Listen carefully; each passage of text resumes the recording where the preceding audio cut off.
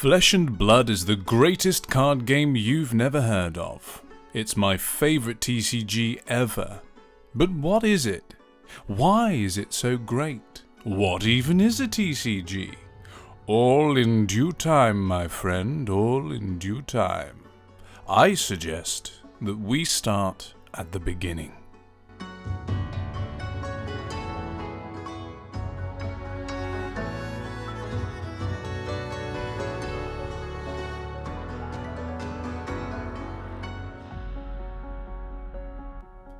Trading card games, or TCGs for short, have been floating around for a very long time. Even my old man vaguely knows about Pikachu-mon cards. The world of trading card games has always been dominated by a few major games: Pokemon, Yu-Gi-Oh!, and the king itself, Magic the Gathering. These three games have long dominated your adorable local gaming stores. Other card games come and go, some stick, lurking in the shadows of the big three, whilst others fade into oblivion. But none ever truly threaten the status quo that has stood since the early 90s. That is, until now. What began as mere whispers upon the wind now grow, wailing louder and more urgently. That first snow which fell, called down by their haunting reverberations, rolleth from that peak, the mountain's quiet discontent building its fragile momentum. Was it dew, perhaps? That swelling tide, pressed by howling gales upon the beaten lands of these invisible lords? Or have those feebling gods lost their reins on destiny? Betwixt inevitability and obscurity, we are sat, waiting with bated breath to see. Was it the toil of disaffected men, or the folly of those ethereal titans that set the gears of fate into motion again? Nay, I say that this is a matter of flesh and blood.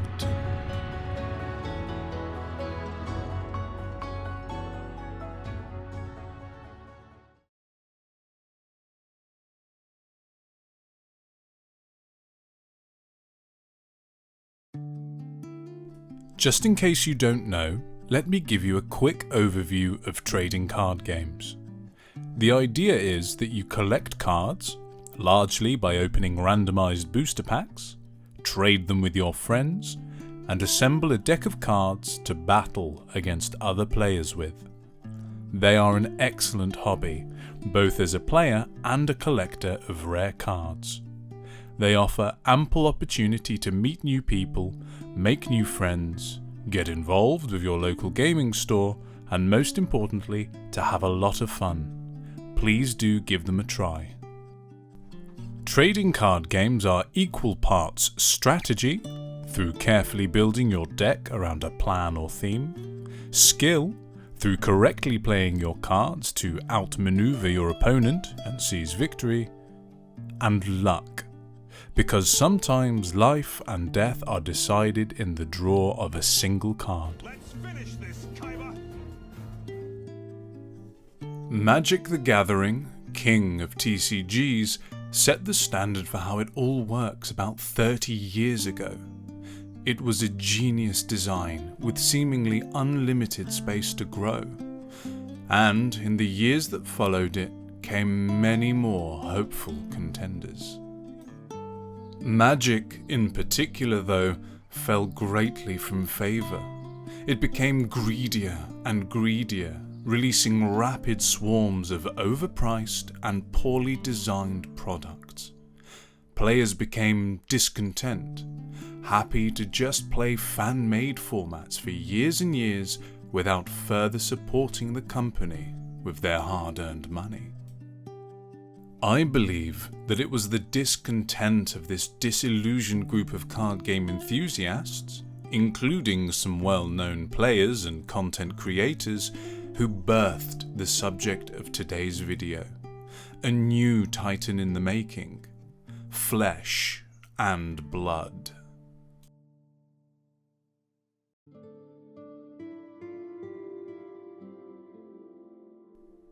Flesh and Blood is a trading card game released in 2019, designed by James White, a former professional Magic the Gathering player, and brought to life by Legend Story Studios.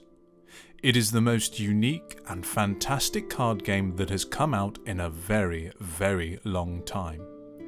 It has grown tremendously despite the world events that followed its release, and has done much to win the favour of TCG players.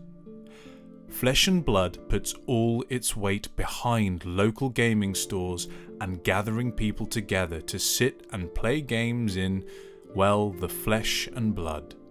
A game made by players for players. But in order to see if it seems right for you, you need an idea of how it plays, an idea of what makes it so special. So let's talk about just a few of the game's unique mechanics. In Flesh and Blood, you take the role of a specific character, with its own effects and playstyle. This character is you, and you shall be engaging in single combat with your opponent. A true one-on-one RPG-inspired duel. The game has tons of exciting heroes spread across many different classes, such as guardians, ninjas, and wizards, as well as special aspects, such as different elements or light and shadow. There is something for everyone, and a ton of variety in gameplay. You also get to bring along a full suite of equipment, RPG style. A head, chest, arm, and leg slot which offer special abilities and defences, as well as weapons and even shields, which is super cool. Conveniently, all the cards in your deck are usually able to serve multiple functions. They can be played for their effects and attacks, they can be used to defend the opponent's strikes, or they can be used to pay for the cost of cards. The number of pips, or the colour, show you how many resources the card pitches for. You can even hide them face down in a special slot beneath your hero called the Arsenal. This lets you play your turn with an extra card, and to spring some nasty surprises onto your opponent. Interestingly, pitched cards are put on the bottom of the deck in an order of your choosing when the turn ends. This resource system means that you never miss vital resources because of a bad draw, and once you become more experienced, you can carefully select the cards that you pitch and in which order, so that you can see hands of your own design later in the game.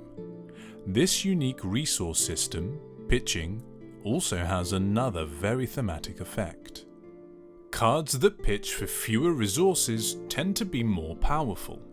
Generally, this means one tends to pitch all of their weaker blue cards to play their stronger red or yellow ones. As you play through a match, you can feel your character losing strength as the battle draws on, gradually thinning out your deck and cycling you back to the cards that you have been pitching, which tend to be weaker, less effective ones. It beautifully simulates the gradually building exhaustion of your heroes as they beat upon each other, desperately trying to gain an upper hand. One of the most interesting differences in Flesh and Blood is that players draw cards at the end of their turn, not at the start. A fundamental difference that completely alters the flow of the game from that of other TCGs. This means that every card a player uses to block their opponent's attacks is one less card available to them when it's their turn. You will not be able to replenish your hand until the end of your turn. you must make careful decisions.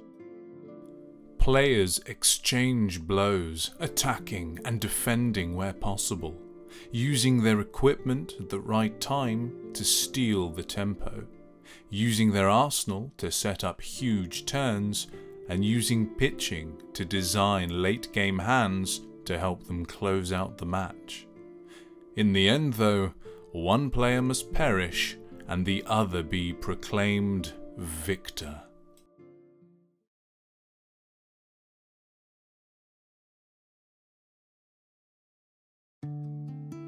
There are tons and tons of things that set Fab apart from the rest of the market, both in and out of the game. Let me tell you some of the things that not only stand out to me, but also to all the friends I asked about it. Friends I connected with by playing Fab at my local store.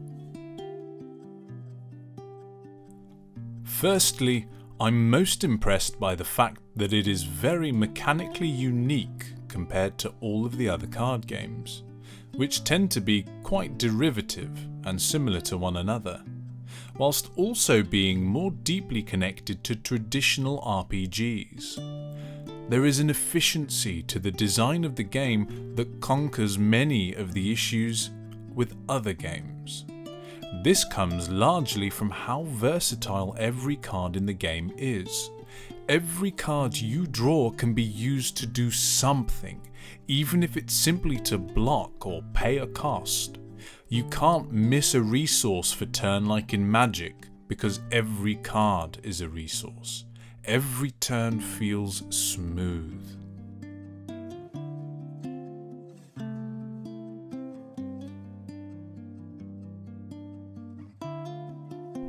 Secondly, the designs of the characters and the classes are excellent.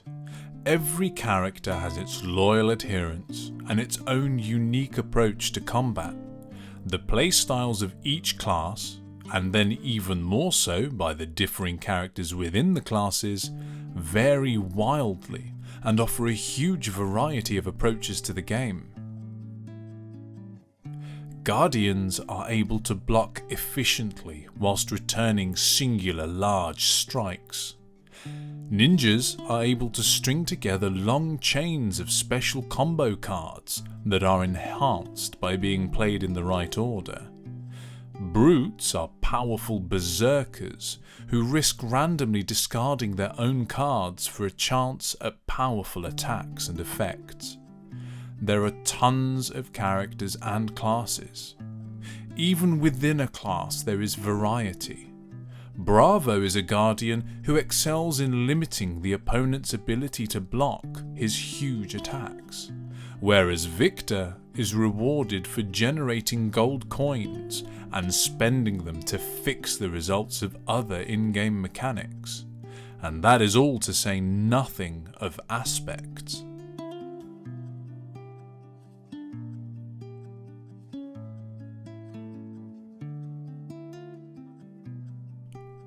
Thirdly, there's both tremendous depth to the deck building and also a very high skill ceiling.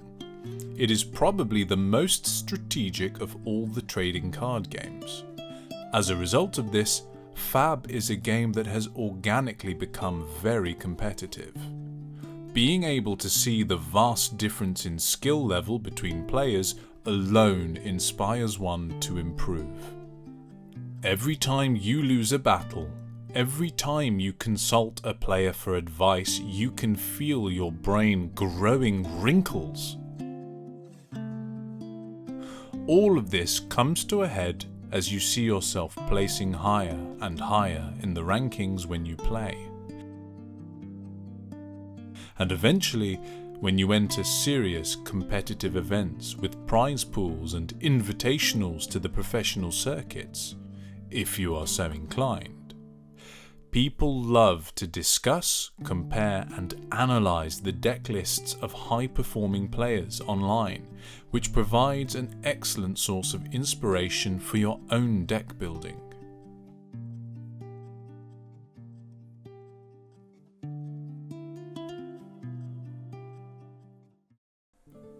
Fourth, Legend Story Studios cares deeply about supporting in-person play and the brick and mortar stores that run their events. They provide excellent promotional kits to local gaming stores to incentivize players, such as with special promo cards and playmats that are earned through play. As well as their weekly Armory Days, they also have a number of special events to which LGS's play host, such as Proquest and Hardened, which offer further awards and the possibility of qualifying for other more serious events, such as Nationals, which can have amazing prize pools consisting of both cash prizes and otherwise unattainable gold border cards, which carry a hefty price tag. Flesh and Blood is widely considered to be the best in class when it comes to playing the game. The whole thing is run with the hopes of bringing players together in the flesh and blood and to stoke the spirit of competition in its players.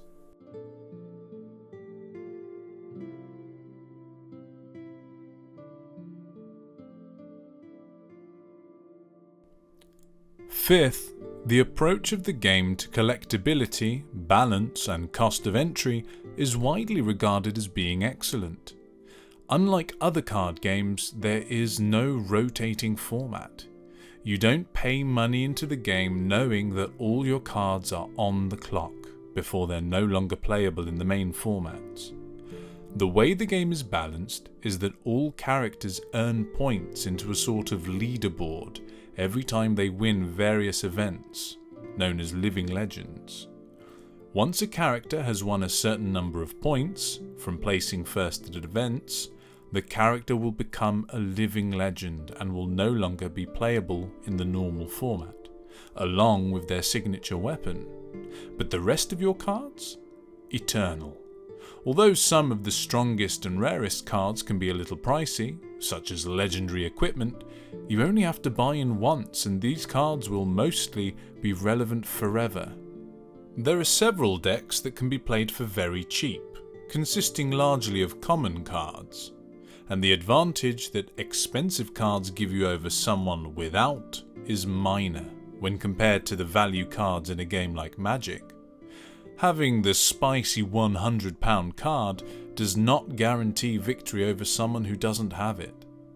Many of the most expensive cards are just rare alternate art treatments, which is always a big plus for collectors and magpies without putting the gameplay out of balance. The sixth and final component in this long sales pitch for Flesh and Blood is also possibly the most important one: the community and its creators. Every single person I asked for perspective on the game mentioned this point. We all believe that the Flesh and Blood community is the greatest of all the card games. It is generally an older and much more mature player base, which provides a stark contrast when put beside some of the other much rowdier audiences. Other than myself, they all seem to have rather wrinkly brains too, so expect some stiff competition. Flesh and Blood is the greatest card game that you've never heard of, and if you ask some, it's the best one on the market. It's mechanically unique, strategically deep, creatively rich, and satisfyingly smooth to play, with a tremendous skill ceiling for those that seek it. Flesh and Blood was made for the players, not the shareholders. It respects your time and your money. It supports small town gaming stores and local play. It rewards competition and personal growth, can be played without breaking the bank and without your collection falling into irrelevance, and has one of, if not the most, mature and welcoming community in the entire TCG hobby, both online and in person. If you're fond of other card games, or just bored of staring at screens alone at home, or if you're just curious, Flesh and Blood represents an opportunity for untold hours of fun and a chance to make some good friends. At the very least, it can get you out the house if nothing else. So give it a look. Check out your local gaming store and find out if this could be the hobby for you. Just don't play wizard like some kind of nerd, okay? Thank you. If you enjoyed this video and perhaps would like to see more, please consider subscribing or maybe liking the video. I'm going to be putting out more videos on a range of different subjects, including trading card games. Thanks again.